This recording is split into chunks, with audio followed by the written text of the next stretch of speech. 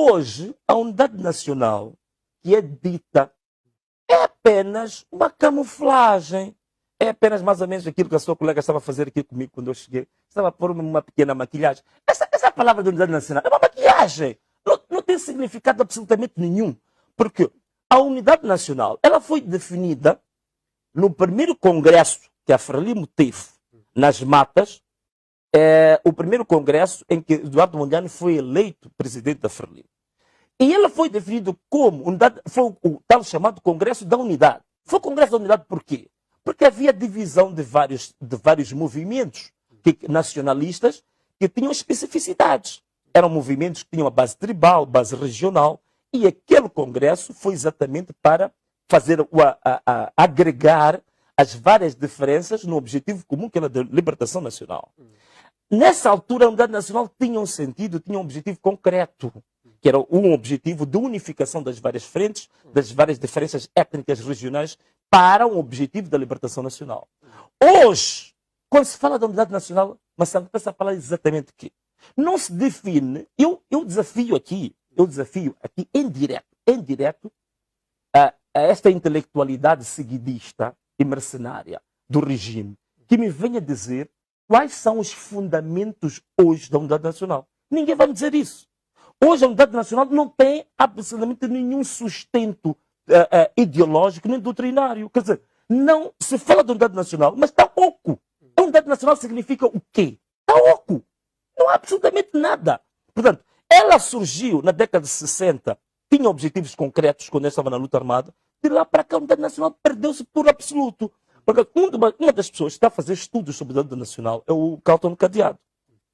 Ele próprio, apesar de ser um indivíduo do regime, ele reconhece claramente no artigo em que ele partilhou comigo, ele reconhece que, de fato, a unidade nacional que é tanto dita hoje, ela não tem sustento, ela não tem bases. Quer dizer, é uma palavra bonita de consenso, mas que não tem, é como se fosse uma estátua que não tem pedestal, a qualquer momento ela cai. Quais são os fundamentos da unidade nacional hoje? Não existem.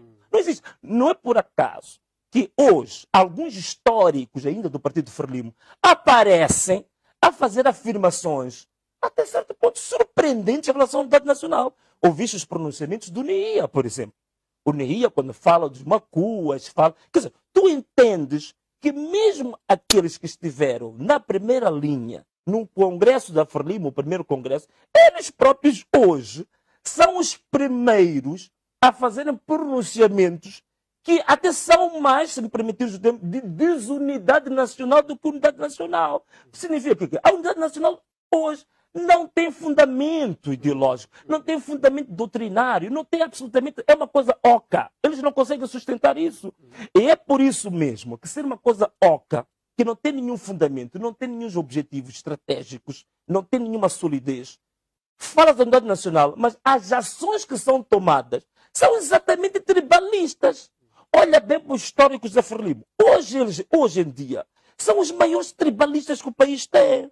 Olha para os pronunciamentos que fez o Chipante em relação aos xanganas, em relação aos centros do centro. Tu notas, o tribalismo está entranhado neles. Por quê? Porque ao longo deste tempo todo, agora aproveito isto, há um artigo muito interessante do Luca Bussotti, o professor Luca Bussotti, que ele fala, por exemplo, da origem da marginalização dos macuas. Se tu fores a ver, ao longo dos cerca de 50 anos, até posso dizer 60 anos, a começar do primeiro congresso da Frelimo, o eixo que sustentou politicamente, militarmente e de ponto de vista até ideológico a Frelimo foi um eixo sul e norte, entre os xanganas do sul e os macondes do norte. Esta foi a base, o eixo central que sustentou doutrinalmente, ideologicamente, politicamente e militarmente o Partido Frelimo ao longo desse tempo todo. E isto até refletiu-se na própria cultura. Se tu fores a ver, o nosso país tem uma diversidade de culturas.